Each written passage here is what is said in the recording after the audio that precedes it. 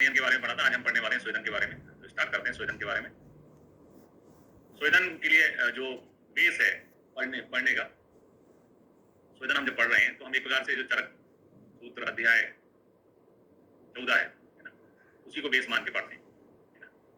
स्वेदन के लिए लिखा है स्वेद साध्या प्रस्मांति गदा वात कफात्मका, स्वेदन से वात कफ विकार जो है वो दूर होते हैं। तो वो स्वेदन जो होता है वो एक प्रकार से उष्णता यानी गर्मी आग है ना, उष्णता लेके आता है, उष्णता होती है स्वेदन में।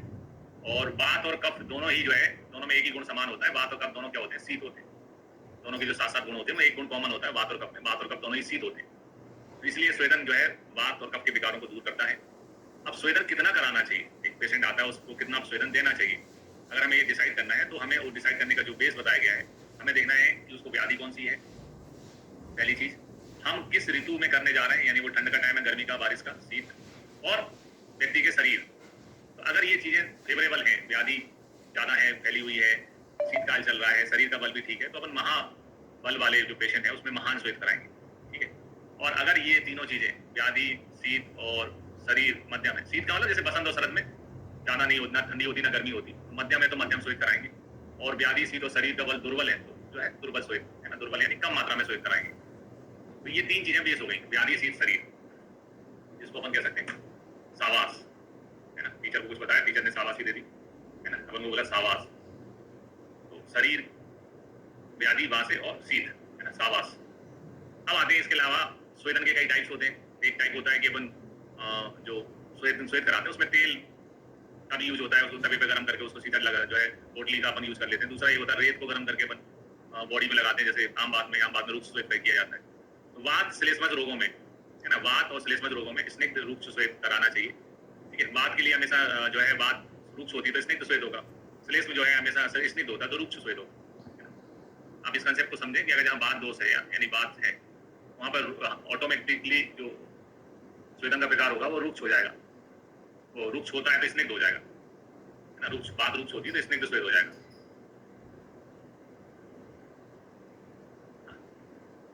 और जहां कफ दोष होता है, श्लेष्मा दोष होता है, कफ स्निग्ध होता है, तो उसके विपरीत हम वहां पर रूक्ष श्वेत करेंगे। और दोनों होंगे तो दोनों श्वेत कराएंगे, ठीक है। तो यहाँ पर लिखा है वात श्लेष रोगों में स्निग्ध श्वेत कराना चाहिए है ना। वात रोग जो है उसमें केवल स्निग्ध श्वेत और केवल कफज रोग है तो रूक्ष श्वेत कराना चाहिए। फिर आमाशय गते बाते कफे पक्वाशय आश्रिते रूक्षो पूर्वो हितम स्वेदा स्नेह पूर्वस तथेर्च। आमाशय में कुपित बात होने पर पहले रूक्ष श्वेत कराना चाहिए, उसके बाद में है ना स्निग्ध श्वेत कराना चाहिए। तो इस चीज को समझे, मतलब ये क्या क्वेश्चन है इसको अच्छे से समझे। आमाशय गते बाते, ठीक है। तो यहाँ पर पहला लिखा शब्द लिखा आमाशय। अब आमाशय में क्या होता है? कफ होता है, जानते हैं आमाशय में जो है क्लेदर कफ होता है। तो सबसे पहले आमाशय लिखा हुआ है तो आमाशय के हिसाब से रूक्षो पूर्वा, रूक्ष पूर्वा यानी कि पहले रूक्ष श्वेत होगा, ठीक है। उसके बाद में क्या दोष लिखा है? वात। वात में बने क्या पड़ा ऊपर? स्निग्ध, तो स्निग्ध बाद में, फिर उसके बाद में रूक्ष के बाद में स्निग्ध श्वेत होगा। अब इस चीज को संस्कृत में लिखने के लिए शब्द जो यूज किए गए वो है आमाशय गते बाते रूक्ष पूर्वम हिता, रूक्ष पूर्व हिता यानी पहले रूक्ष पूर्व हिता श्वेता है ना, रूक्ष पूर्वक यानी पहले रूक्ष श्वेत होगा। दूसरी लाइन जो इसमें समझाई गई है वो ये बताई गई है कफे पक्वाशय आश्रित, पक्वाशय आश्रित कफ है तो स्वेदा स्नेह पूर्वा पथे है ना, श्वेत जो है स्नेह पहले, स्निग्ध श्वेत पहले होगा, क्योंकि जो है जैसे इसमें पक्वाशय लिखा है तो पक्वाशय किसका आश्रय है? आमाशय कफ का आश्रय है, तो इसलिए पहले रूक्ष हुआ और फिर स्निग्ध श्वेत हुआ वात दोष होने से। पक्वाशय में वात का आश्रय यानी वायु की उत्पत्ति हो जाती है, भोजन पच जाता है, पहले इसमें स्निग्ध श्वेत कराते हैं, उसके बाद में रूक्ष श्वेत कराते। तो जैसा लिखा है वैसे ही अपन को याद करना है। आमाशय में कुपित वात, तो पहले आमाशय के बारे में सोचना है कि आमाशय में क्या होता है? कफ होता है, इसलिए रूक्ष पूर्वक श्वेत कराया जाता है। और पक्वाशय में जो है वात का स्थान है तो पहले स्निग्ध श्वेत होता है, उसके बाद में रूक्ष श्वेत कराते हैं। ये क्वेश्चंस जो है ये बहुत फेवरेट टॉपिक्स हैं जो एग्जाम में पूछे जाते हैं, एआईपीजीटी में ये बहुत पूछे जाते हैं, कई बार से क्वेश्चन पूछे गए।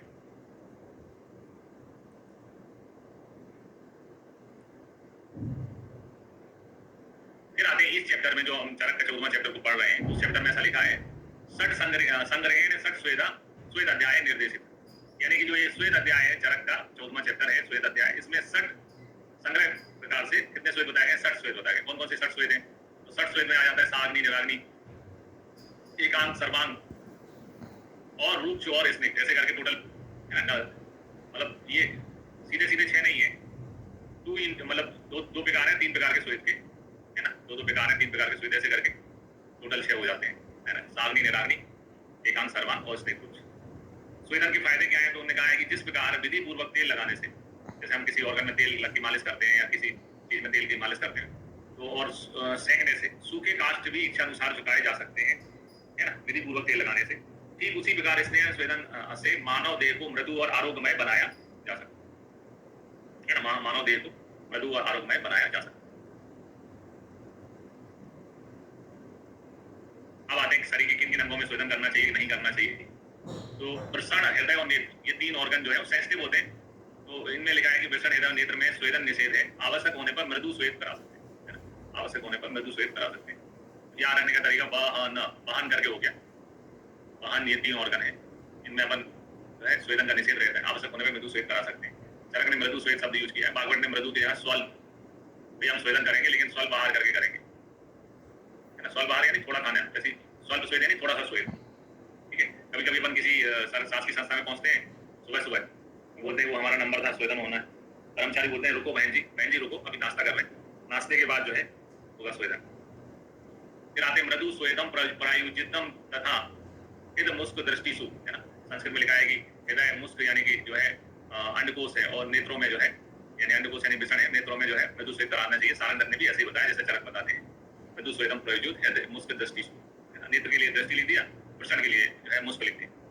फिर आते वंक्षण, वंक्षण यानी ग्रोइंग रीजन, इंग्लिश में उसको ग्रोइंग रीजन कहते हैं, और सामान्य भाषा में मतलब आपके जो जेनिटल ऑर्गन है उसके आसपास का जो क्षेत्र है वो वंक्षण क्षेत्र है। वंक्षण में मध्यम स्वेद कराना चाहिए, वंक्षण में मध्यम स्वेद कराना चाहिए। भागवत ने मध्यम दिया बोले अल्प नाम देते हैं। तो भागवत ने 2 टर्मिनोलॉजी यूज करी। क्या है कि जो जिसके पास खुद के नोट्स नहीं होते, दूसरे के नोट्स लेके नोट्स बनाता है, वो थोड़े अलग करने का प्रयास करता है। तो यहाँ भागवत ने पहले मृदु को स्वल्प बोला और यहाँ मध्यम को अल्प बोला, ठीक है। मध्यम स्वेद कराते हैं वंक्षण। वंक्षण में क्षण आता है। क्षण जो है क्या का माध्यम है? समय का माध्यम। थोड़े तरह क्षण रुक जाओ, कुछ क्षण यहीं रुको, कुछ क्षण विश्राम कर लो। क्षण जो है वंक्षण में क्षण आता है, मध्यम स्वेद कराते हैं। फिर आते हैं स्वेदन कर्म में मल मर्म की रक्षा। स्वेदन करते समय उस व्यक्ति के हृदय प्रदेश को शीतल मोतियों की लड़ियों से, शीतल कमलों से और शीतल पात्रों एवं हाथों से समय समय पर स्पर्श करता रहे, जिससे ताप का दुष्प्रभाव हृदय पर ना पड़े, ठीक है। तो अब ये थोड़ा उस जमाने के हिसाब से चीजें लिखी हैं कि शीतल मोतियों की लड़ियां, शीतल कमल, शीतल पात्र हृदय से समय समय पर स्पर्श करते रहे, जिससे ताप का दुष्प्रभाव हृदय पर ना पड़े। अब आधुनिक समय में इतना नहीं होता है। मॉडर्न आज प्रेजेंट टाइम में मतलब आज के समय जो है अपन ये आज के समय ये सब चीजें नहीं करते। सीधा सीधा क्या है, पेशेंट जो रहता है, रोगी जो होता है, उसका बीपी ले लेते हैं, ब्लड प्रेशर लेते हैं। ब्लड प्रेशर में आया कि उसका बीपी सपोज 150/90 है, मतलब बढ़ा हुआ है। अब 150 के आसपास है, 150 से मोर देन 150 है ना, मोर देन 150 है ना।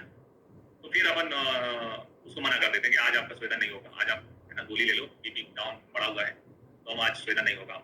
एक क्राइटेरिया फिक्स है कि लगभग 150 के ऊपर अगर है तो फिर अपन उसको डिनाई कर देते हैं कि आज आपको स्वेदन नहीं होगा। आज के समय ही होता है, उस समय ये चीजें दिखती है। दूसरी चीज अक्सर जैसे हम अपने जीवन में भी देखते हैं कि एक्सरसाइज करके आते हैं बहुत सारे लोग, एक आगे एसी में चले जाते हैं या फिर पंखा चला लेते हैं। तो बॉडी ने अपने टॉक्सिन निकालने के लिए, हमारे अंदर जो बहुत सारी नेगेटिविटी होती है उसको निकालने के लिए शरीर को गर्म किया स्वेदन में, और आपने तुरंत गर्म शरीर को तुरंत ठंडा करने का प्रयास किया, तो वो शरीर के लिए नुकसानदायक होता है। इसीलिए सभी प्रकार के स्वेदों का प्रयोग निर्वात स्थान में। अब निर्वात स्थान यानी जहां वायु का संचरण नहीं होता, वायु का संचरण नहीं होता। तो निर्वात स्थान से हम क्या समझना, हमको क्या समझना चाहिए? निर्वात स्थान से समझना चाहिए कि फैन नहीं चला, पंखा नहीं चलाना है ना। तुरंत पंखा चला देते, पंखा नहीं चलाना है। व्यवहारिक चीज इसका मतलब पंखा नहीं चलाना है। रोगी को बिना पंखा चलाए खुद बॉडी को हीट को है ना, उसको हीट को एब्जॉर्ब करने देना है थोड़ी देर। और ये व्यवहारिक में भी करना चाहिए। अपन कहीं भी बाजार से आते हैं, तुरंत लोग जो है बाजार से आके धूप में चल के आए और ठंडी पानी की बोतल निकाल ली है, पंखा चला लिया, पानी पी लिया, तो उस कारण से जो है शरीर में बहुत सारे रोग उत्पन्न होते हैं। फिर सम्यक स्वेद के लक्षण, तो शीत शूल शांति है ना, शीत और शूल की शांति हो जाती है, शरीर में से ठंड दूर हो जाती है, शूल दूर हो जाता है ना। बहुत सारे अपन जो रोग होते हैं उनमें जब पंचकर्म में अपन स्वेदन कराते हैं तो पेन जो है चला जाता है, स्तब्धता यानी गौरवता का विनाश हो जाता है, जो जकड़ाहट होती है वो चली जाती है, स्वेद आना यानी पसीना आने लगता है, और शरीर का मार्दवता हो जाता है ना। शरीर का क्या हो जाता है? मार्दवता आ जाता है। तो अगर अपन इस शब्द को पकड़े, अपन से क्या पूछा जाएगा एग्जाम में? सम्यक स्वेद के लक्षण पूछे जाएंगे। क्या पूछे जाएंगे एग्जाम में? आपसे पूछे जाएंगे सम्यक स्वेद के लक्षण। सम्यक स्वेद। तो सा से आप याद कर लो कि भैया इसमें जो है स्तब्धता गौरव का नाश होता है। सम्यक में माँ से आप याद कर लो कि शरीर में मार्दवता आती है ना, स्तब्धता का नाश होता है, मार्दवता आती है। और इसमें जो स्वेद लिखा हुआ है, स्वेदन, स्वेद लिखा हुआ से पसीना आता है। तो ये जो वर्ड एग्जाम में लिखा है, इसी से आपको तीन चीजें याद आ जाएंगी। सा से इसमें स्तब्धता का नाश होता है, माँ से इसमें मार्दवता आती है, स्वेदन तो तभी कहलाएगा जब स्वेद यानी पसीना आएगा। तो एक ही चीज आपको याद करना, वो है एस यानी सूल, शीत सूल की शांति होती है। इसके लिए संस्कृत लाइन है, वो भी एग्जाम में पूछी जाती है। शांति के यहाँ जो संस्कृत लाइन आती है वो आती है, वो भी एग्जाम में पूछी जाती है। तो लाइन है शीत सूल, शीत सूल वायु पर में, शीत सूल वायु पर में। तो ये श्लोक की लाइन है ना, यहाँ आगे है स्तब्ध गौरव निकरे। अभी श्लोक की लाइन भी पूछी गई, इसलिए थोड़ा मैं यहाँ पे ऐड कर रहा हूँ। पहले से ऐड करके रखता हूँ तो लोग बोलते हैं हमारे पास सर पुराने नोट दे दिया आपने।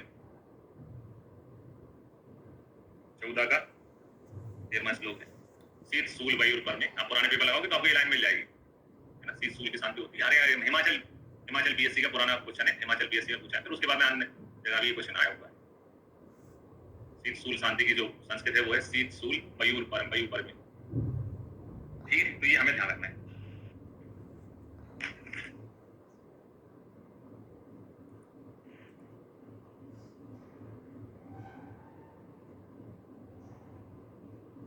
बीपी इज अ मेजरमेंट यार, बीपी अगर से बड़ा हुआ तो नहीं करना है अपन उसको।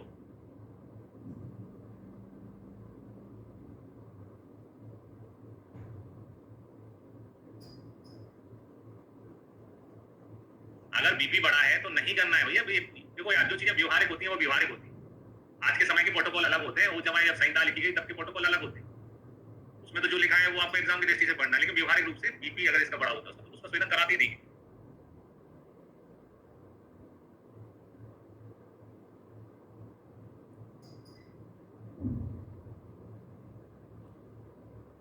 अब जैसे अब कुछ उदाहरण देखें, आपने यहाँ लिखा रहता है कि रथ का क्षोभ, रथ यात्रा, कई जगह लिखा रहता है घुड़सवारी, रथ यात्रा, ऐसे शब्द लिखे रहते हैं। अब आज के समय तो बैलगाड़ी भी बंद हो चुकी है, बैलगाड़ी ट्रैक्टर से ही काम होता है।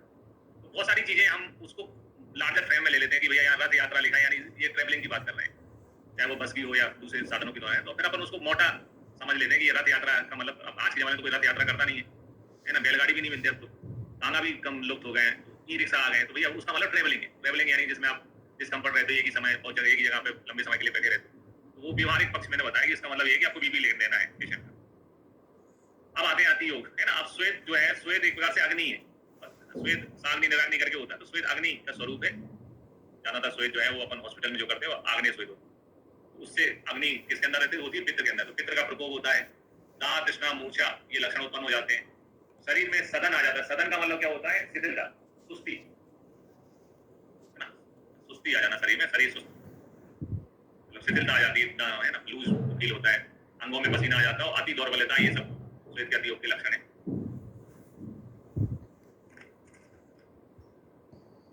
फिर आते हैं अतिश्वेन में क्या चिकित्सा करना चाहिए। अतिश्वेन में लिखा है चार के अनुसार 20 ऋतुचर्या में वर्णित मधुर, स्निग्ध और शीत आहार विहार का प्रयोग करना।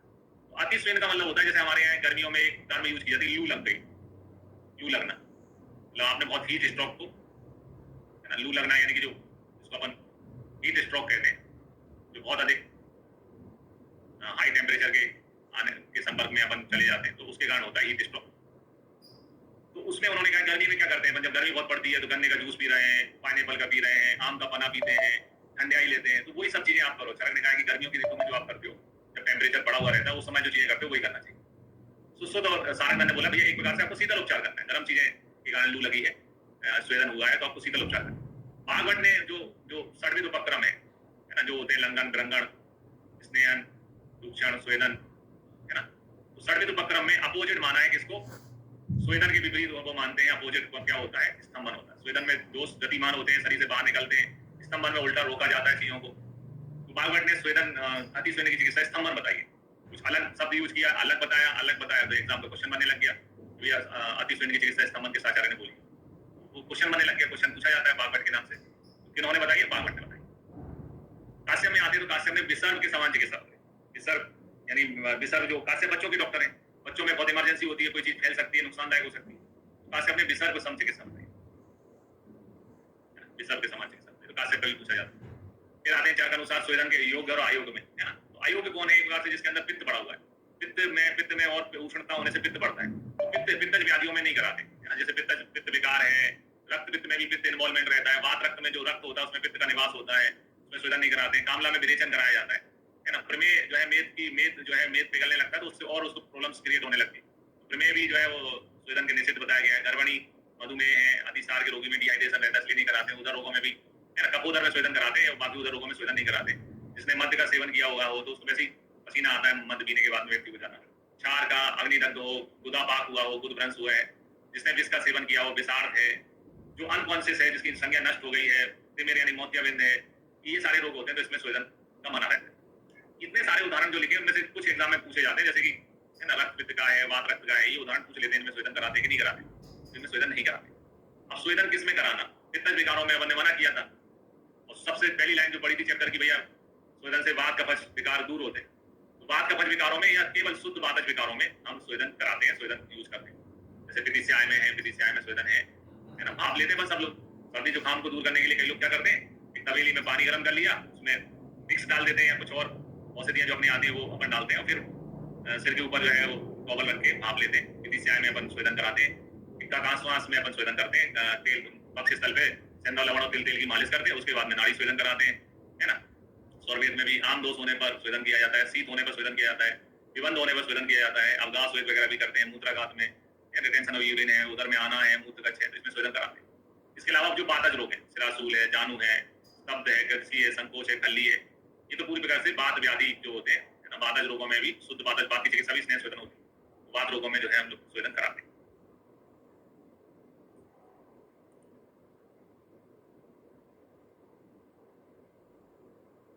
ओके, आज हो जाएंगे अपलोड। तो दो जगह आप कोई भी वीडियो देख सकते हैं, लाइव क्लासेस में भी वीडियो रहता है और एक कंटेंट फोल्डर में। कंटेंट फोल्डर में एक दिन आगे पीछे कभी हो जाता है, और लाइव क्लासेस में वो वीडियो रहता है। अब आते हैं आचार्य सुश्रुत ने कुछ टर्मिनोलॉजी बताई है कि कौन सा स्वेदन, है ना, में पहले कराना चाहिए, बाद में कराना चाहिए, ये सब चीजें आचार्य सुश्रुत ने बताई हुई। तो सबसे पहले बात करते हैं पूर्व स्वेदन। पूर्व स्वेदन कब कराना चाहिए? नस से है, बस्ती है, स्वेदन से पूर्व। तो ये नस से स्वेदन, नस से बस्ती और स्वेदन, इनको अपन पंचकर्म कह सकते हैं। इनको अपन क्या बोल सकते हैं? पंचकर्म। पंचकर्म से पहले तो पूर्व कर्म होता है, यानी पंचकर्म का कोई भी प्रोसेस होगा, पंचकर्म का कोई भी जो है कोई भी प्रोसेस होगा, कोई भी फॉर्म अपन यूज कर रहे होंगे, नस से बस्ती या फिर कुछ और, तो पूर्व कर्म के रूप में स्वेदन होगा। पश्चात स्वेदन क्या में कराते हैं? तो मूड गर्भ में, है ना, सम्यक प्रसव पश्चात स्त्री का, है ना, मूड गर्भ, सम्यक प्रसव पश्चात, एक प्रकार से जो डिलीवरी होती है, डिलीवरी की बात कराते हैं। क्यों? क्योंकि डिलीवरी से पहले जो है महिला क्या होती है? गर्भणी होती।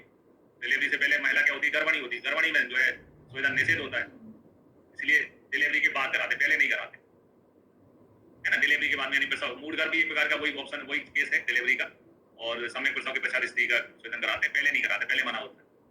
फिर अब पूर्व और पश्चात, पहले और बाद में कब स्वेदन कराया जाता है? तो अर्श में, अस्मरी में और अस्मरी में शस्त्र कर्म, कुल मिला के शस्त्र कर्म अगर अपन कर रहे हैं कोई भी, तो शस्त्र कर्म ही करते हैं, तो शस्त्र कर्म में पूर्व पश्चात कराया जाता है। तो तीन ऑप्शन है एग्जाम में, तीन प्रकार के क्वेश्चन बनाए जा सकते हैं। पूर्व स्वेदन क्या में होता है? पंचकर्म में। पंचकर्म की कोई भी प्रोसेस हो रही हो, चाहे नस से बस्ती शोधन है। पश्चात क्या में कराते हैं? प्रसव के पश्चात, प्रसव यानी डिलीवरी के बाद। पूर्व पश्चात स्वेदन क्या में करते हैं? शल्य क्रिया, शल्य क्रिया होने वाली होती है तो पहले भी कराते हैं, बाद में भी कराते हैं, है ना। जैसे स्वेदन कराने से जो मस्से हैं वो थोड़ा शिथिल पड़ जाते हैं, फिर छाछ लगाने से कट जाते हैं, वो है ना, शल्य क्रिया में जो है पूर्व पश्चात कराया जाता है।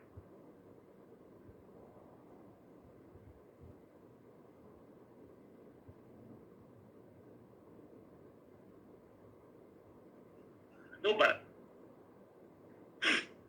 स्नेहन जिसमें उल्लेखित होगा, अपन स्वेदन स्नेहन तो कराते हैं, नस भी कराते हैं, नस से पहले स्नेहन होता है, फिर स्वेदन होता है।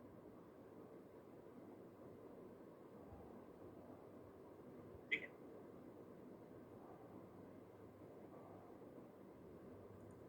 पंचकर्म से पहले होता है ना। पंचकर्म जिन डिसीज में पंचकर्म होता है उसमें पहले होता है।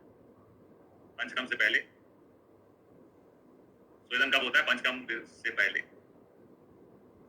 डिलीवरी यानी प्रसव के बाद, और शल्य कर्म के पहले और बाद, है ना। शल्य कर्म के पहले भी कराया जाता है और पश्चात, बाद में शल्य क्रिया के पश्चात भी कराया जाता है। मोटा मोटा ये अपना सार है ना।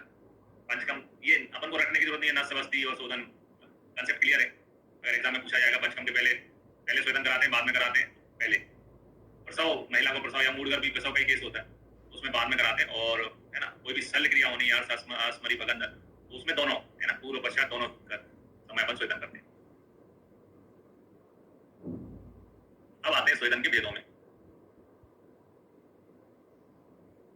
तो चरक ने बताया है कि 13 प्रकार के स्वेद होते हैं, साग्नि स्वेद होते हैं। संकर, प्रस्तरो, नाड़ी, परिसेको, अवगाहनम, जयंताको, आस्मघना, कर्सु, कुटी, भूकुंभी के बचा, उपो होला को इत्यादि स्वेदंती 10 त्रयोदश।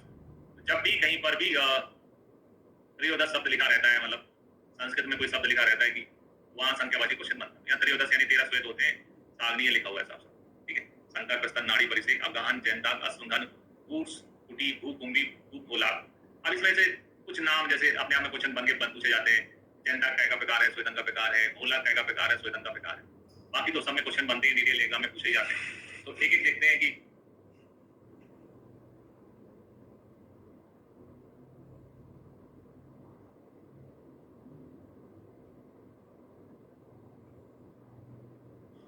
इसके अंतर्गत पिंड स्वेद आता है। संकर स्वेद पढ़ते हैं तो संकर स्वेद में लिखा है इसके अंदर पिंड स्वेद आता है।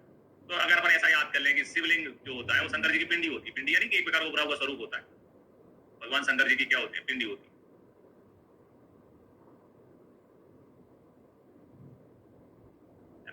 पिंड स्वेद शंकर स्वेद में आता है, ये ध्यान रख, क्वेश्चन बनेगा। प्रस्तर क्या है? प्रस्तर एक प्राधन स्तर, यानी कि आपकी जो पूरी लंबाई है उसके स्तर की कोई चौकी लेते हैं, है ना, पत्थर लेते हैं, उस पे गर्मा गर्म कसरा यानी खिचड़ी या बेसवार को मनुष्य लंबाई तुल्य चौकी पे फैला देते हैं। फिर उस पर रेशमी वस्त्र या एरंड पत्र बिछाकर तेल से स्नेहित मनुष्य को सुलाकर कंबल उड़ाकर स्वेदन हो जाता है। आजकल जितने अपने पास टेक्नोलॉजी है हीट को प्रिजर्व करने की, हीट को रोकने की, उस जमाने में नहीं थी। तो जैसे गर्मियों में सबको अनुभव है कि अगर आपने अपनी स्कूटी या मोटरसाइकिल जो है वो धूप में रख दी, आपकी जो बाइक है अथवा स्कूटी है वो सबको धूप में रखी है, तो जैसे ही आप बैठते हो तो आपको पता चल जाता है कि आपका क्या हो रहा है, स्वेदन हो रहा है ना। गर्मा गर्म गाड़ी में उसकी सीट कवर गर्म हो जाता है, तो है ना, आपको सबने उसका अनुभव किया हुआ है कि बहुत है ना स्वेदन हो जाता है। तो उसी प्रकार से हम किसी एक पत्थर की चौकी को बेसवार या खिचड़ी के माध्यम से गर्मा गर्म डाल के गर्म करते हैं और फिर कंबल लिटा के व्यक्ति को लिटा देते हैं, उससे उसका पूरे शरीर का स्वेदन हो जाता है। तो उस जमाने में जो आज इंस्ट्रूमेंट आ गए बनाए वो नहीं होते थे। फिर नाड़ी मतलब नाड़ी स्वेद एक प्रकार से कंट्रोलिंग पावर आ जाता है आपको कि आपको एक अंग विशेष पे कोई स्वेदन कराना है, उसी को टारगेट करना है। तो नाड़ी की आकृति गजग्रह संस्थान, गजग्रह यानी कि हाथी की जो सूंड होती है, हाथी के सूंड, जो हाथी होता है उसकी सूंड, या इंग्लिश में जो एस आकार एस शब्द होता है, इंग्लिश का अल्फाबेट जो एस होता है उसके समान उसकी स्वरूप होना चाहिए, है ना। गजग्रह संस्थान, हाथी की सूंड की तरह उतार चढ़ाव वाली नाड़ी का प्रयोग किया जाता है। लंबाई इसका एक व्यायाम होती है ना, एक व्यायाम या आधा व्यायाम होता है। मूल भाग 1/4 भाग मोटा होता है और आगे का भाग जो है 1/8 भाग मोटा होता है। कुल मिला के ये वाला पोर्शन जो है वो ज्यादा बड़ा होता है, चौड़ा होता है, मूल वाला, है ना। कितना बताया? एक व्यायाम। और बीच वाला जो है वो आधा हो जाएगा, बीच वाला 1/4 है ना, और मूल भाग 1/4 हो जाएगा, और जो आगे का छेद रहेगा अग्रभाग होगा वो पतला होगा, 1/8 भाग।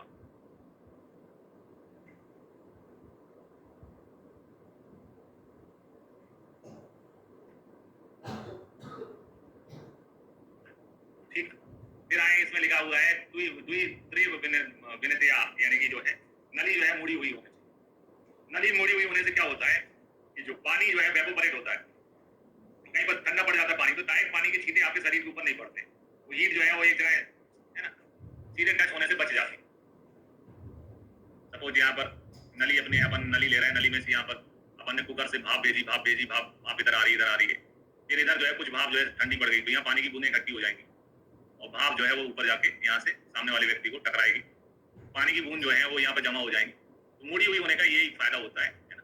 2-3 बार जो है वो मुड़ी यानी टेढ़ी हुई होना चाहिए। फिर आते परिसेक यानी फवारा। तो परिसेक यानी फवारे के लिए परिसेक का मतलब होता है आप सावर में गर्मा गर्म पानी आ रहा है, सावर में नहाना, फवारा तो समझते हो है ना, सावर ले लेना, सावर में नहाना जो है परिसेक कहलाता है। इसलिए इसमें बात हर या बात स्लेश वाले द्रव्यों की बात का फवारा यूज होता है। अवगाहन का मतलब होता है टब में लेटना, है ना, टब में लेटना। नहाने के लिए अपने पास बहुत सारे ऑप्शन होते हैं, एक टब भी होता है। तो वात नाशक द्रव्यों के क्वाथ, तेल, घृत, मांस अथवा उष्ण जल से टब में बिठाकर जो है शोधन कराना चाहिए। मात्रा जो है वो है स्वेदन कितने समय तक करवाना चाहिए। तो पादनाशक द्रव्य हैं, इसमें जो उदाहरण दिए वो भी एग्जाम में क्वेश्चन बना हुआ है इनका कि पादनाशक क्या, केवल क्वाथ कि तेल की घृत की मांस रस की उष्ण जल की सभी, ये सारे ऑप्शंस बनते हैं और इन ऑप्शंस का भी क्वेश्चन एग्जाम में बन चुका है। भाव प्रकाश ने इसकी मात्रा जो है वो 4 मुहूर्त बताई है ना, 4 मुहूर्त बताई। तो आप है ना, एक मुहूर्त में 48 मिनट होते हैं, मतलब आप वेब सीरीज के 4 एपिसोड है ना, वेब सीरीज के 4 एपिसोड खत्म कर सकते हो, देख सकते हो लेते लेते, तब में स्वेदन भी होता रहेगा आपका। फिर आए जैनदाक। जैनदाक स्वेद जो है कौन सी ऋतु में कराया जाता है? हेमंत ऋतु में कराया जाता है। जैनदाक स्वेद में जो कूटाकार है उसका प्रमाण कितना होता है? 16x16x16 आरत्नी होता है। ये भी क्वेश्चन एग्जाम में आता है। कौन सी ऋतु में कराते हैं वो एग्जाम का क्वेश्चन है। तो एक पुराना फंडा जो अपन बोलते हैं जय हो, वैसे तो जय हो बोलते हैं, लेकिन अगर आप ग्वालियर भिंड मुरैना साइड के होते तो बोलेंगे जय है। जय है भैया, जय है, जय है, यानी जैनदाक हेमंत में कराते हैं। इतना आपके जवान में रट जाना चाहिए, जैनदाक हेमंत में कराते हैं। जैनदाक जो है स्वेद हेमंत में कराते हैं। कूटाकार की लंबाई कितनी होती है वो भी एग्जाम में क्वेश्चन पूछा जाता है। 16 आरत्नी होती है, 16 अंगुल चौड़ा ऊंचा है ना। आरत्नी का मतलब अपन पहले भी समझ चुके हैं, वापस से बता देता हूँ। एक आरत्नी जो है बराबर होता है 22 अंगुल, और एक हस्त यानी एक हाथ जो होता है, जो अपने एल्बो से लेके काउंट करते हैं अपन, एक हाथ में 24 अंगुल होता है। ठीक है, 16 आरत्नी जो है लंबाई चौड़ाई ऊंचाई होना चाहिए। मतलब एक पलंग बिछ सके इतना ही होता है, सेब ज्यादा बड़ा नहीं होता। जलाशय के दक्षिण पश्चिम में 8 आरत्नी की दूरी पे जलाशय रहना चाहिए। यानी कि उस जमाने में जैसे ये तो कूटाकार है, उसमें अगर आग लग गई, फायर ब्रिगेड जैसे अपन आजकल व्यवस्था करके रखते हैं फायर ब्रिगेड की, उन्होंने उस जमाने में तालाब पास में होना चाहिए, ये कंसेप्ट कर दिया कि तालाब होना चाहिए ताकि कुछ हो जाए भैया आग में तो बुझाई जा सके। फिर आते हैं करसु स्वेद में। करसु स्वेद में लिखा है चारपाई के बिस्तर के नीचे गड्ढे में धूम रहे अंगारों की अग्नि का प्रयोग किया जाता है। तो ग्रामीण क्षेत्रों में बहुत किया जाता है। जो लोवान है, ऐसे कुछ द्रव्य होते हैं, उनको जो है एक तगारी जिसे कहते हैं, तसला कहते हैं उसमें, या फिर है ना कुछ लोहे का है उसके अंदर जो है आग जला के उसके अंदर डाल देते हैं और उससे स्वेदन लेते हैं। करसु स्वेद चारपाई के बिस्तर के नीचे गड्ढे में धूम रहे अंगारों की अग्नि से लिया जाता है।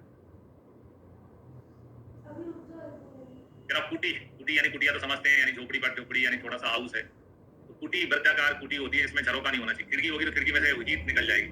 मतलब देखो आज के जमाने में अपने पास वैक्यूम रूम है, अपने पास एसी है, टेम्परेचर मेंटेन करने की सुविधा है। उस जमाने में सुविधा नहीं होती थी, तो कितने बढ़िया उन्होंने प्रयास करने के प्रयास किए, क्योंकि अल्टीमेटली आप टेम्परेचर मेंटेन करना चाहते हो। टेम्परेचर मेंटेन करने के लिए होने वाले ऐसी कुटी बनाए जिसके अंदर झरोका नहीं होता, ताकि उसमें आग जले तो उस आग की गर्मी उसी कुटिया के अंदर रहे। कुटी शरीर में झरोका नहीं होता है। हसंती का यानी कोयले, कोयला से ज्यादा धुआं कम निकलता है। कोयले में तीखा धुआं नहीं होता, कोयले का धुआं कम भी निकलता है और तीखा भी नहीं होता, जैसे चुभने वाला धुआं होता है लकड़ी का, तो उसका प्रयोग करना चाहिए। फिर आप पूर्व है ना, पूर्व का मतलब होता है कुआं। पूर्व है ना, पूर्व शब्द कूप से बना है। कूप है ना, नलकूप आपने सुना होगा, नलकूप यानी कुआं है ना, कुआं। इसमें चारपाई से दुगना गहरा कुआं रहता है और उसमें निर्धूप अग्नि डाल के जला के फिर उससे स्वेदन कराया जाता है। ठीक है, तो कुछ कुछ क्वेश्चन है, जैसे पिंड स्वेद में आता है, संकर स्वेद में आता है, नाड़ी स्वेद की आकृति कैसी होती है, जैनदाक स्वेद कौन सी ऋतु में कराया जाता है, ठीक है, आपदान की अवधि कितनी होती है, कौन से द्रव्यों का परिचय कराया जाता है, इस टाइप के क्वेश्चन एग्जाम में बन जाते हैं।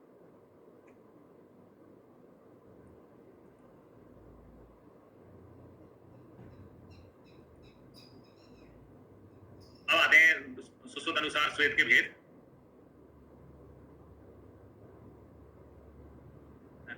तो चरक के अनुसार 13 पढ़ लिया अपन ने। सुश्रुत में वर्गीकरण क्या है? सुश्रुत ने 4 प्रकार के स्वेद बताए सुश्रुत भागवत ने, ताप, ऊष्म, उपना और द्रव स्वेद। ठीक है, तो ये 4 तो बताए। इसके अलावा सुश्रुत में भू स्वेद, अश्म स्वेद, कुंभी स्वेद, कुटी स्वेद, प्रस्तर स्वेद का भी वर्णन किया गया है। वेदों में ये 4 ही बताए। अष्टांग संग्रहकार ने क्या किया हुआ है कि ये जो 4 स्वेद होते हैं उसमें से ये जो ऊष्म स्वेद है, इसमें 8 प्रकार के स्वेद, इसमें भी ऊष्म स्वेद जो होता है उसमें 8 प्रकार बताए हुए हैं। 8 ऊष्म स्वेद के 8 वेद बताए हुए हैं। कौन से स्वेद के? ऊष्मा देने के तरीके बहुत सारे हो सकते हैं। उसमें पिंड है, संस्तर है, नाड़ी है, घनास्म है, कुंभी है, कूप है, कुटी है, जैनदाक है। ठीक है, ये सारे होते हैं। अब आते हैं दोषानुसार स्वेद। ये एआईपीजीटी 24 में आया था। एआईपीजीटी में ये पूछा गया था दोषानुसार वाला। तो देखो बात में उपना का प्रयोग किया जाता है। उपना स्वेद है ना, उपना की बात किसकी होती है? तो एक जैसे किसी लड़का के सिलेक्शन 2 जगह हो गया, 2 कॉलेज मिल गए, 3 कॉलेज मिल गए, तो अपन उसकी बात करते हैं। उपना जो है, उपना स्वेद का प्रकार तो होता ही है। एक और चीज उपना होती है, बताएं जल्दी चैट बॉक्स में, क्या होती है उपना? है ना, कहाँ स्थित रोग को उपना कहते हैं? स्वाति जी को समझ में आ गई ना चिकित्सा की, मुझे वापस से रिपीट करना, मैंने बता दी थी, वो सबसे बेसिक चीज थी, इसलिए मैंने उसको जाना वो नहीं किया। उपना जो है सालक्य में कहाँ पढ़ते हैं?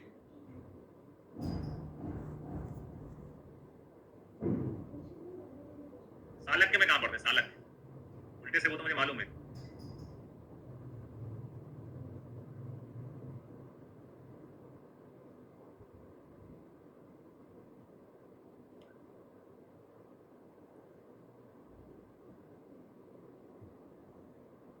नेत्र संधिगत रोग, जैसे क्या होता है, जैसे कोई व्यक्ति है, आप कहीं जा रहे हैं, कहीं अनजान शहर में आपको कोई व्यक्ति मिला जो कि मिलता जुलता है आपके क्लासमेट से या फिर आपके स्कूल मेट से, उसका चेहरा मिलता है या क्लासमेट से, तो आप उसके पास जाके बात करोगे ना, यार तुम वही हो ना, मेरे साथ स्कूल में पढ़ते थे या मेरे साथ कॉलेज में पढ़ते हो। तो यहाँ चूंकि उपना स्वेद भी होता है, उपना संधिगत रोग भी होता है, तो अपन उपना से बातचीत करेंगे, क्यों तुम वही उपना हो ना जो स्वेदन में आते हो? नहीं नहीं नहीं, मैं तो वो नहीं तो संधिगत रोग हूँ, मैं स्वेदन में नहीं आता हूँ। तो इतना सब मैंने आपको बोला कि उपना से हम बातचीत करेंगे भैया, कि कौन हो तुम। उपना से क्या करेंगे? बातचीत करेंगे। उपना से क्या करेंगे? बातचीत करेंगे, कंफर्म करेंगे भैया तुम वही हो ना। किसी से डाउट होता है किसी पे, अपन उस डाउट को कैसे क्लियर करते हैं? बातचीत करके, बातचीत करके अपन डाउट को क्लियर करते हैं। अब इतनी महाभारत, इतनी कहानी मैंने गा दिया है ना, ताकि आपको याद रहे उपना जो है वो वात नाशक हो। ठीक है, उपना क्या होता है? वात नाशक। ठीक है, अब आते हैं कफ नाशक। कफ में आता है ताप और ऊष्मा। तो सबके घर में बहुत सारे लोग हमारे अभी मित्र हरियाणा के भी जुड़े हुए हैं, हरियाणा पीएससी की तैयारी भी कर रहे हैं, तो घर में कोई ना कोई जो है ताऊ होता है जिसको कफ की बीमारी है। ताऊ, ताऊ, ताऊ जी को क्या है? कफ है ना। ताऊ को क्या है? कफ की बीमारी। अरे ताऊ हुक्का पी पी के जो है ताऊ ने कफ की बीमारी कर ली। कफ जो है, कफ नाशक में आते हैं ताप और ऊष्मा स्वेद आते हैं।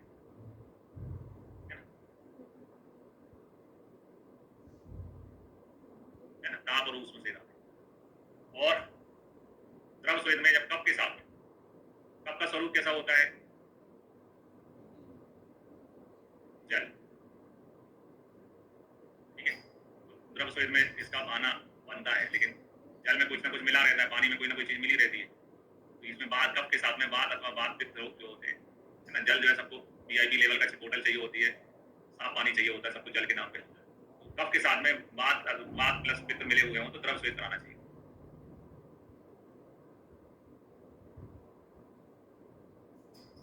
ठीक है,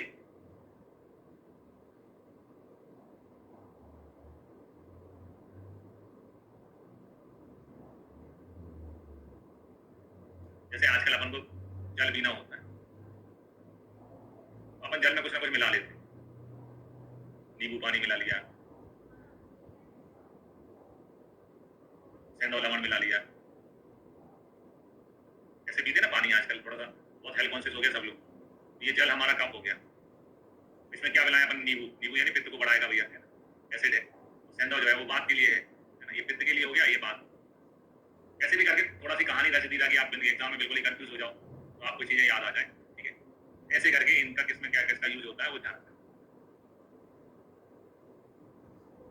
फिर आते हैं चरकुत साग्नि स्वेदों का, इन चार स्वेदों में कैसे समावेश किया जा सकता है? तो सबसे पहले तो भैया अपन ने समावेश, सबसे पहले सिंपल चीज याद करो, द्रव में क्या आ जाएगा? परिसेक और अपान। टब, टब जो है पानी का टब है या सावर है, वो तो पानी का ही होता है, तो द्रव में परिसेक अवधान आ जाता है। ठीक है, उपना के बारे में सुस्वदेश को साग्नि मानते हैं, चरक निराग्नि मानते हैं, बागड़ दोनों मानते हैं। उपना जो है कॉन्ट्रोवर्शियल है, उपना के बारे में सबके अलग अलग मानते हैं। ठीक है, अब आता है ताप। ताप में आता है जैंता, गोलाक, करसु, कुटी, कुटी। याद रखने का तरीका, ताप के लिए जय हो, जय हो काली, काली कुटिया, जय हो काली काली कुटिया, है ना, जय हो काली काली कुटिया, ये ताप का है।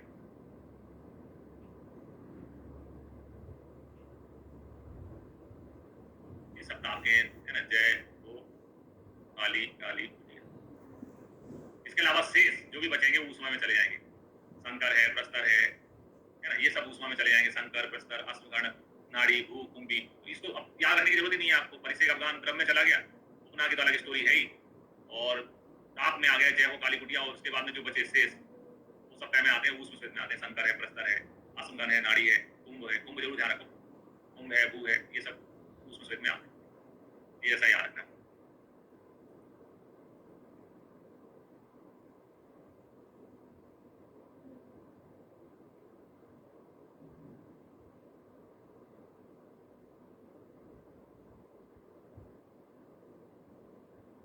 दोषानुसार चरक का भाई, दोषानुसार चरक के हिसाब से पढ़े ना अपन ने। दो दोष के लिए तो श्वेत होता ही है, वात के लिए श्वेत होता है और पित्त के कफ के लिए श्वेत होता है। ये तो सबसे पहले अपन ने पढ़ा ना, वात और कफ के लिए श्वेत होता है। ये तो चरक का ही बताया हुआ है, रूक्ष श्वेत, स्निग्ध श्वेत। अब आते हैं काश्यप में। काश्यप ने लिखा है हस्त श्वेत प्रस्तर नाड़ी हस्त प्रदेय न हस्त श्वेता प्रदेश नाड़ी प्रस्तर संकरा उपगाहो अफगानश्च परिसेका तथा अष्टमा। यानी हस्त श्वेत प्रदेय प्रस्तर संकर नाड़ी उपना अवगाह परिसेक ऐसे करके 8 प्रकार के श्वेत आचार्य जो है काश्यप ने बताए हैं। 8 प्रकार के श्वेत माने, बच्चों में ज्यादा श्वेत नहीं करा सकते हैं, 8 ही प्रकार के बताए हैं। इसमें उपना भी है, इसमें अवगाहन भी है, परिसेक भी है, ये सब नाड़ी श्वेत भी बताए। हस्त श्वेत क्या होता है? 4 माह तक के बालकों में हस्त श्वेत का विधान है ना। जातक से चक्रो मासान हस्त श्वेत प्रयोग। छोटा बच्चा होता है तो छोटे बच्चे की केयर के लिए अपने पास 4 ही हाथ होते हैं, है ना। हाथ रगड़ते हैं आपस में और उसकी उष्मा बच्चे को दे देते हैं। तो अपने पास दो पिताजी के हाथ हैं, है ना, 2 पिता के हाथ हैं, 2 माता के हाथ हैं, टोटल 4 हो गया। 4 महीने में हस्त श्वेत कराते हैं, है ना। ऐसा याद कर लो तो आपको याद रहेगा। 2 माता के हाथ, 2 पिता के हाथ, 4 महीने तक के बालक को अपन हस्त श्वेत करते हैं। पट का मतलब होता है कपड़ा, यानी क्लॉथ। तो जब बच्चा बड़ा हो जाता है, 6 साल का हो जाता है, 6 साल में वो स्कूल जाने लगता है बच्चा, है ना। स्कूल गोइंग बच्चा अपनी ड्रेस, अपनी टी शर्ट पैंट कुछ चॉइस करता है। बट श्वेत जो है वो 6 वर्ष में, 6 महीने में नहीं है, 6 वर्ष में, 6 महीने 6 साल का बच्चा अपने कपड़े खुद चूज करने लग जाता है कि मुझे ये पहनना है। उससे पहले तो माँ बाप लड़के को लड़की के कपड़े पहना दे तो वो क्या बोलेगा उससे छोटे। बट श्वेत 6 वर्ष तक के बालक में करते, कपड़े को तभी पे गर्म करते, फिर उससे श्वेतन का उपयोग करते। फिर आए चरक अनुसार निराग्नि श्वेत, जिनकी संख्या 10 है ना। चरक भागवत में इसकी संख्या 10 है, सुश्रुत में 8 है, सुश्रुत को सुधार के रखना, सुश्रुत में 8 है ना। तो श्लोक है व्यायाम ऊष्ण सदनम गुरु प्रवाणम सुधा बहुपान मध्य गृह उपना आतप स्वेदंती दशेदानी, दशेदानी नरम, है ना। आग निराग्नि जो श्वेत है उनकी संख्या कितनी है? 10 है। ये आरण्य का तरीका है। एक व्यक्ति जो है जिम गया, जिम का सीन दिखा रहा है, क्योंकि जिम में पसीना बहाते हैं, बिना पसीना बहाए जो है, बिना कुछ किए पसीना जिम में आता है। तो एक आदमी जिम गया, जिम में क्या किया उसने? व्यायाम। व्यायाम की ऊष्मा, ऊष्ण सदन के लिए याद किया अपन ने, व्यायाम की ऊष्मा। व्यायाम की ऊष्मा से उसको क्या लगी? गुरु, गुरु यानी है ना हैवी, हैवी, हैवी क्या लगी? क्षुधा, क्षुधा यानी भूख लगी। जब अपन एक्सरसाइज करते हैं, है ना, पसीना आता है तो पसीना आने के बाद में कुछ पीने खाने की इच्छा होती है, क्षुधा यानी भूख लगी। तो उसने क्या कर लिया, जैसे लोग बोतल लेके जाते हैं, अपनी बोतल में प्रोटीन शेक लेके जाते हैं, पानी लेके जाते हैं जब अपन जिम में जाते हैं। तो गलती से एक ही कंपनी की, अब मॉल में जाते तो सब लोगों ने एक ही बोतल खरीद रखी, किसी और की बोतल पी ली उसने, अनजाने में जल्दी में किसी और की बोतल से बहुपान कर लिया। बहुपान जब उसने किया तो उसको समझ में आया इसमें मद्य है, यानी मदरा है। बहुपान जो किया मद्य का किया, तो उसने वो गुस्सा हो गया, क्रोध उसको समझ में आया कि अब उसके ऊपर क्रोध यानी गुस्सा करेगी, है ना। क्रोध यानी गुस्सा करेगी। कौन कौन गुस्सा करेगी? जिसको हमने जिम में भेजा था बॉडी बनाने के लिए, तो दारू पी के आ रहा है, कौन गुस्सा करेगी उस पर? गुस्सा करेगी उस पर उसकी का मतलब उपना, उसकी का मतलब उपना, अपनी, अपनी का मतलब मैंने बताया यहाँ आतव यानी धूप सेकना, और आहव, आहव उसकी अपनी अम्मा। तो अम्मा का मतलब यहाँ पर है आहव, आहव यानी लड़ाई, है ना, युद्ध। किसी से अपन हाथ दो हाथ करते हैं, युद्ध करते हैं। तो ये सारी प्रोसेस जो है वो निराग्नि स्वेद में आती है। प्रैक्टिकली अपन बात करें तो एक्सरसाइज करने से पसीना आता है, सभी को मालूम है ना। प्रैक्टिकली अगर अपन एक को समझे, एक्सरसाइज करने में पसीना आता है, व्यायाम से, नो डाउट। उष्ण सदनम का मतलब है जैसे किसी व्यक्ति ने तीसरी मंजिल पे किराए का कमरा ले लिया, दूसरी नहीं तीसरी मंजिल पे, तो जब गर्मी बढ़ेगी वो कमरा दबता है ना, तो सबसे ज्यादा गर्मी उसी को पड़ती है। तो उष्ण सदन यानी कि अपन गर्म तीसरी मंजिल में गर्मी में पहुंच जाए तो अपन को अपने आप पसीना आ जाता है। गुरु प्रमाण यानी कि जैसे अपन मई जून चल रही हो, जैकेट अपन ने पहन ली, है ना, सर्दियों वाली जैकेट पहन ली, तो अपन को ज्यादा पसीना आएगा, है ना। गुरु प्रमाण। क्षुधा, जब अपन भूखे होते हैं तो ग्लूकोज जो लिवर में ग्लाइकोजन रहता है उसको ग्लूकोज में कन्वर्ट करके शरीर को ऊष्मा दी जाती है, उसके कारण भी भूख आती है। लोग कहते हैं कि खाली पेट अगर आप एक्सरसाइज करो तो जल्दी वजन कम होता है। मध्य में जो है वेट स्किन होती है, पसीना आता है मध्य। अल्कोहल का एक निशानी होती है, अल्कोहल में वेट स्किन होती है, पसीना उष्मा के कारण वेट स्किन जैसी गीली हो जाती है। भय के कारण पसीने छूटते हैं, गुस्से के कारण जो है ना, या भय लगेगा उसकी, भय छूट गया तो सब भय होगा, कि गुस्सा करेगी उसकी अपनी अम्मा, क्रोध, आहब, आतप, इन सब चीजें से, लड़ाई करने से, धूप में जाने से, सब में जो है बिना कुछ किए, बिना एक्सरसाइज के पसीना आता है। ऐसे करके इस कहानी के सारे पॉइंट याद करना है। आचार्य सुश्रुत ने क्या किया, इन 10 में से जो है वो जो लास्ट के हैं, भाई, भू, बहु, मद्यपान, उपना, इनको नहीं माना है, 4 को नहीं माना है, ये सुश्रुत ने नहीं माने। सुश्रुत ने 8 बताए, जिसमें निवात स्थान है ना, आतव है, गुरु प्रमाण है, नियुद्ध है, अद्व यानी पैदल चलना है, व्यायाम है, भार उठाना है, अमर्ष यानी क्रोध है। तो यहाँ निवात या उष्ण सदन को एक जैसा समझ लेते हैं अपन। अद्व यानी पैदल चलना थोड़ा एक्स्ट्रा है, जो चरण ने नहीं बताया, वॉकिंग करने से भी पसीना आता है, और भार उठाने से, वेट लिफ्टिंग करने से भी पसीना आता है ना। शरीर में से वजन कम करना होता है तो आप पैदल चलते हो, भार उठाते हो, है ना। इन दो चीजों से भी हमको पसीना आता है। आदमी यानी पैदल चलने से भी पसीना आता है, और भार उठाने से भी पसीना आता है। तो 10 में से 4 गए, तो वैसे 6, और 2 जोड़ दो, 6 में 2, तो पैदल चलना और भार उठाना, तो टोटल कितने हो गए, 8। सुश्रुत में निराग्नि स्वेद 8 बताए गए हैं। निराग्नि स्वेद करते किसमें है ना, कब मेदो आन वेदो वायु, है ना, यानी कि स्वेदो हितस्य अनाग्नेयो बाते मेद मेद कफ आवृते, बात के मेद और कफ से आवृत होने पर निराग्नि स्वेद, बात के मेद और कफ से आवृत होने पर निराग्नि स्वेद कराना चाहिए। जैसे मधुमेह के रोगी को बोला है कि उसमें स्वेदन का निषेध होता है, तो उसमें निराग्नि स्वेद कराते हैं, उसको सैर करने को बोलते हैं, वॉक करने को बोलते हैं, है ना, लाइफ स्टाइल सुधारने को बोलते हैं।